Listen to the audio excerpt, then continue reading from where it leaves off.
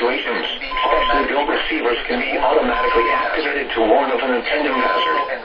Tests of the signal and receiver's performance are normally conducted between 11 a.m. and noon each Wednesday. If there had been a threat of severe weather, the test would have been postponed until the next available good weather day. Reception of this broadcast and the warning alarm will vary at any given location.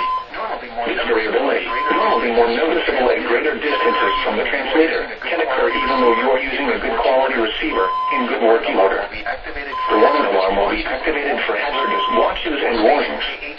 For station WXL 70, broadcasting near Charlotte on a frequency of 162.475 MHz, the warning alarm will be activated for the following counties in North Carolina: Alexander, Anson, Cabarrus, Catawba, Cleveland, Gaston, Argyle, Lincoln, Mecklenburg, Montgomery, Richmond, Rowan, Stanley, and Union. In South Carolina, and York. This concludes the NOAA Weather Radio All Hazards Torn Alert Test. Now for the official National Weather Service forecast for Rock Hill and vicinity.